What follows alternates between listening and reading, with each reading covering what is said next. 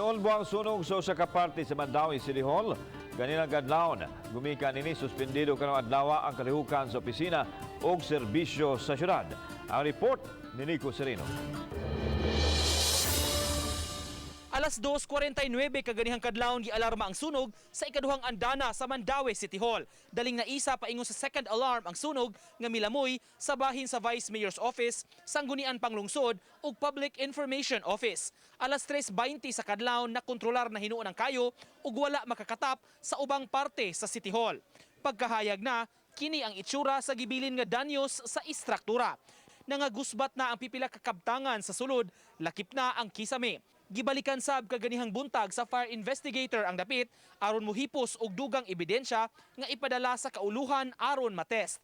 Gipangunayan sab sa mayor ang pag-inspect sa building. Ato ang SOP yun, doon nagitay ko ang procedures like electrical wiring for electrical analysis at iba sa Manila.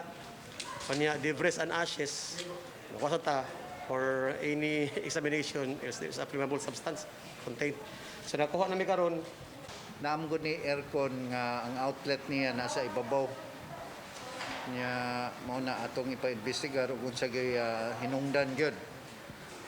Pero so far sa makita sa mga ato sa fire marshal ang katugyong mga electrical wirings naa sa taas.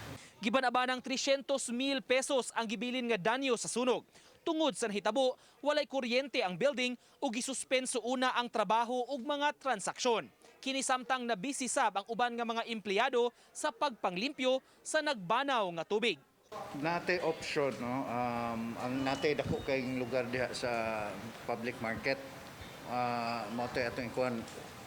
May na lang wa sad maapil ang session hall no nga kuan ang actually ang na-damage good ang katong mga offices sa mga councilors. Gipasalig sa Secretary sa Sangguniang Panglungsod, doon na sila'y backup file sa ordinansa ug mga resolusyon sa dakbayan. Ang atong mga daan nga files which date back from paper na to ba, paper nga files which date back as early as mga 1900s in Spanish na save pa sa luyo sa session hall, although papasok ko kakita unsay formada. Gilauman nga makabalik ra sa normal nga operasyon ang City Hall sunod semana ug i-relocate usab ang mga apektado nga opisina. Historical ug cultural landmark kun makonsidera kining Mandaue Presidential Building nga natukod niadto pang 1930s. Mao nga importante nga mapabilin kuno gihapon ang itsura ug istruktura niini bisan pa man sa nahitabong sunog tungod kay kining mong edipisyo nahimunang saksi sa mabulukon nga kasaysayan sa Mandaue. Uban ni June Solon, Nico Sereno, Balitang Bisdak.